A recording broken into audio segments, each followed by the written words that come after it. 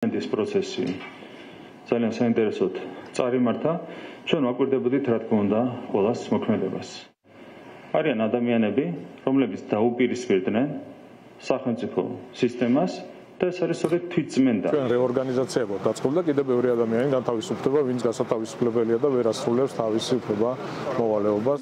უმაღლესი თანამდებობის პირების მიერ გასული წლის დეკემბერში გაკეთებული ამ განცხადებებიდან მალევე ქვეყნის მასშტაბით თითქმის ყველა სახელმწიფო უწყებაში დასაქმებულთა გათავისუფლება დაიწყო. ზოგან რეორგანიზაციის, ზოგან სამსახურების ლიკვიდაციის ან კომპეტენციის ნაკლებობის მოტივით საჯარო მოსამსახურეები სამსახურებიდან დაითხოვეს. გათავისუფლებულთა უმრავლესობა აცხადებს, რომ ისინი პოლიტიკური ნიშნით განსხვავებული აზრის გამოიდევნებიან. კონკრეტულად კი მათი საჯარო პროტესტის გამო ქართული ოცნების მხრიდან ევროინტეგრაციის პროცესის შეჩერებასთან დაკავშირებით. ათეულობით ყოფილ საჯარო მოხელეს უფლებადამცველი სამოქალაქო ორგანიზაციები ეხმარებიან და სხვადასხვა მიმართულებით ადვოკატირებენ. დისკუსიის ფორმატის მორიგ შეხვედრაზე, რომელიც არასამთავრობო ორგანიზაციების მიერ იყო ორგანიზებული, საჯარო სამსახურებიდან დათხოვნილმა მოქალაქეებმა კიდევ ერთხელ აღნიშნეს, რომ ისინი მმართველი პარტიის რეპრესიების ქვეშ მოექცნენ, თუმცა ბრძოლის შეწყვეტას არ აპირებენ. მიზანი იყო ის, რომ პოლიტიკური ლოიალობა, ასე ვთქვათ, დამკვიდრებული იყო მთლიანად საჯარო სექტორში და ჩვენ დავსჯილიყავით იმის გამო, რომ ვართ განსხვავებულად, კრიტიკულად მოაზროვნეები და ვერც გულებთ იმ ინტერესებს, რომელიც გაცხადებულია სხვათა შორის საქართველოს კონსტიტუციაში. ეს ბრძოლა ახლა არის სამართლებრივ ფაზაში.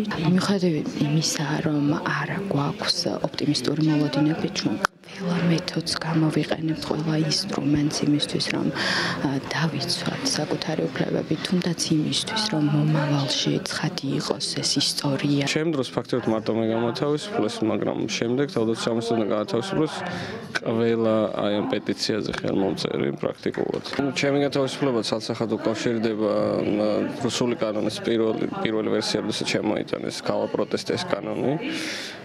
Facebook-ზე მიუძღვენდი ოფიციალური პოსტი და ამის შემდეგ ძალიან სწრაფად მოხდა რეორგანიზაცია ჩემს დეპარტამენტში, სადაც გავუქმდა მხოლოდ ჩემი შტატი რატომღაც და დამტოვეს სამსახურის გარშე დღემდე სასამართლოში მოქვს პროცესი, თუმცა ამ სასამართლოში ცხადია, რომ არ ველი რაღაც განსაკუთრებულ გარღვევებს.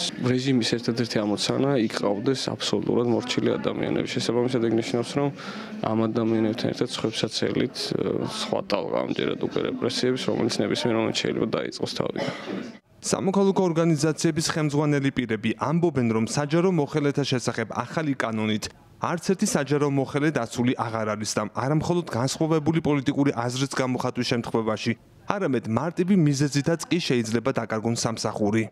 ხედავთ ძალიან დიდ უსამართლობას, განსაკუთრებით მნიშვნელოვანია რომ აღნიშნოთ თვითონ იმ კანონთან დაკავშირებით, რომელიც მიიღეს, იმიტომ რომ ის ეხება ყველას აბსოლუტურად, არა მხოლოდ განსხვავებული აზრის მატარებელ ადამიანებს, არამედ მათივე მომხრეებს. ყველა ადამიანს ჩვენ დავეხმარებით, მაგრამ მთავარი ალბათ არის ის, რომ იმ ადამიანებმა, რომლებიც არიან საჯარო სამსახურში, მათ ახსოვდეთ, რომ მათაც შეეხებათ ეს ყველაფერი, ისინი არ არიან დაცულები არსებული კანონმდებლობით და შესაბამისად მნიშვნელოვანია, რომ მათ არ შეურიგდნენ ამას და წინააღმდეგობა გაუწიონ ამ პროცესს. მიმართული იყო სწორედ განსხვავებული აზრის და საქართველოს საჯარო მოხელეების ევროინტეგრაციის ერთგულების გამო საჯარო სამსახურები იცლება კვალიფიციური, დამოუკიდებელი, ნეიტრალური კადრებისგან და ამ უწყებების გადაქცევას პარტიული, ასე ვთქვათ, სამსახურებისთვის. ეს ნიშნავს იმას, რომ დაზიანდება საჯარო ინტერესი და ეს უწყებები ყველა მოემსახურებიან პარტიას და გადაწყვეტილებები მიიღება არა საქართველოს ეროვნული ინტერესით, არამედ მხოლოდ პარტიული ინტერესით.